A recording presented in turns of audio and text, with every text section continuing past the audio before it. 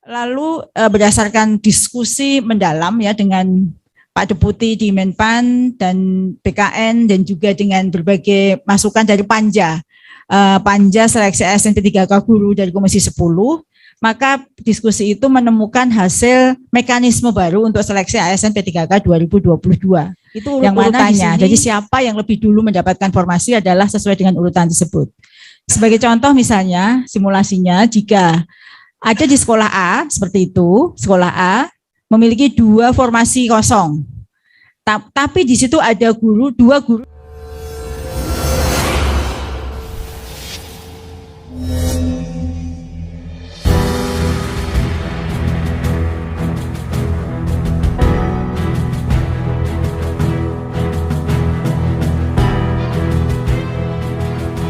Ya, Bapak narasumber yang saya hormati, juga Bapak Ibu semuanya, bahwa mungkin supaya jelas saya buka maskernya. Ini ada perubahan mekanisme. Sebelumnya saya laporkan Pak Robert bahwa memang banyak pengaduan dari Ombudsman yang kepada kami, dan kami sudah dengan Mas Robert sudah melakukan koordinasi terus-menerus dan bisa menjawab semua aduan tersebut. Kami laporkan bahwa seleksi ASN P3K tahun 2021 semula menggunakan mekanisme tes. Jadi saya tidak akan menjawab detail terkait dengan pelaksanaan 2021.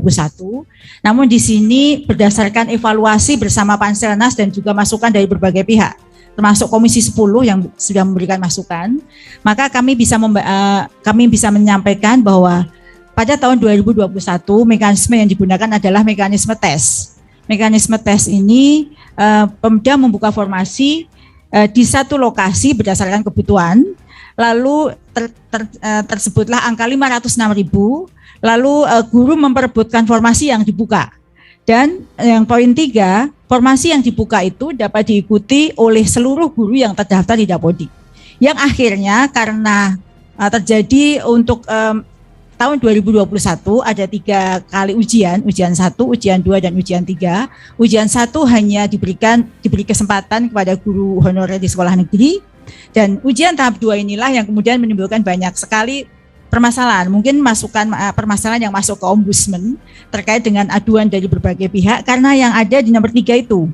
Nomor 4, terjadi mutasi, rotasi, dan pergeseran. Guru-guru induk tergeser oleh guru-guru swasta yang boleh masuk di ujian kedua, sehingga terjadilah masalah, dan itu serentak terjadi. Kemudian catatan lagi, banyak juga aduan mungkin ya Pak Robert terkait dengan hal ini, karena banyak guru yang merasa sudah senior, merasa pengalamannya yang banyak, tapi kalah karena mekanisme atau pelaksanaan ujian di ASN P3K tahun 2021 itu hanya yang diuji adalah kompetensi melalui ujian. Kompetensi yang diuji adalah teknis, profesional, dan pedagogik. Sehingga tentu banyak kendala teknis mungkin yang terjadi, sehingga banyak guru-guru yang pengalaman yang lama, yang mempunyai pengalaman, merasa dia punya kemampuan mengajar atau punya pengalaman yang lama yang tadi disebut oleh Pak Robert afirmasi tadi, kemudian banyak yang tergeser. Dan ini yang terjadi 2021.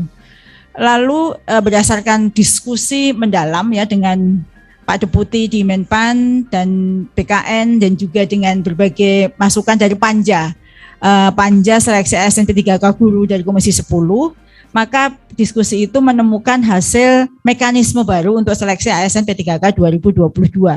Yang mana di sini bedanya adalah Pemda membuka formasi berdasarkan kompetensi dari guru yang sudah lulus passing grade. Nanti di slide berikutnya saya sebutkan bahwa kita memiliki 193.000 lebih guru yang ikut seleksi tahap 1 yang sudah lulus passing grade yang belum ditempatkan.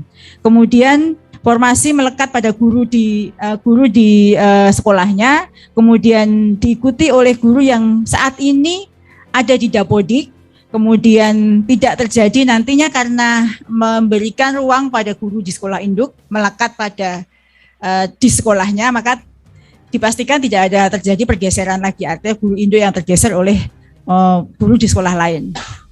Kemudian kompetensi mempertimbangkan dimensi. Jadi untuk seleksi yang kedua ini untuk tahun 2020 nanti Pak Apa yang akan menjelaskan lebih detail, itu mempertimbangkan semua kompetensinya termasuk kompetensi profesional, pedagogik, sosial, dan kepribadian.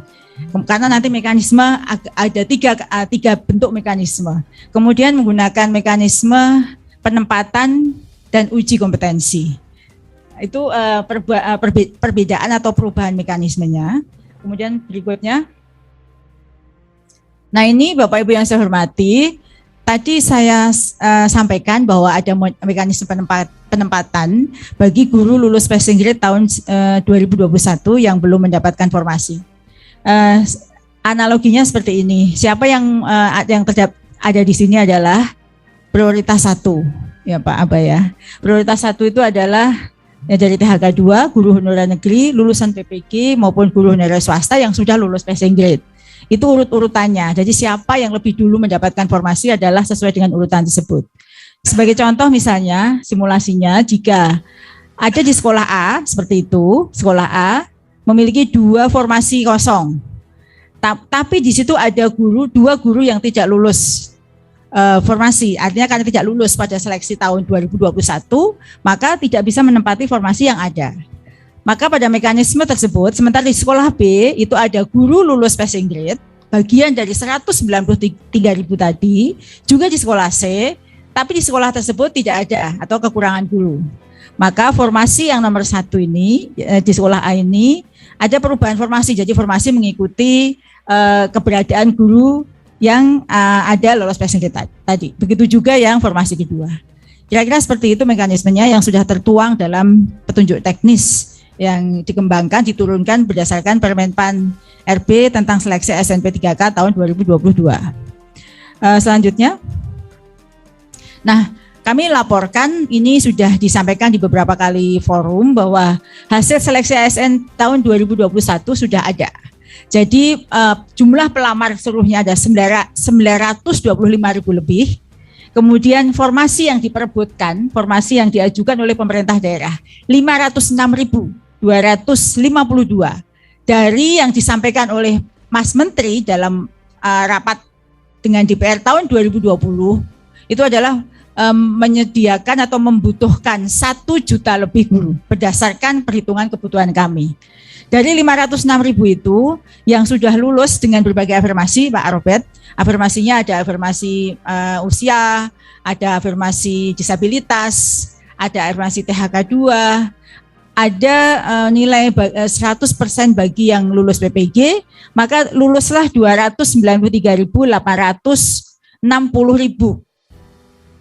dari total formasi 506.000. Artinya tahun 2021 karena seharusnya ada seleksi 1, 2, 3 dan 3 belum dilaksanakan sampai sekarang, maka ada 212.392 sisa formasi atau 42% dari formasi 506.000 itu yang masih tersisa. Di antaranya ada 117.000 yang sama sekali belum dilamar.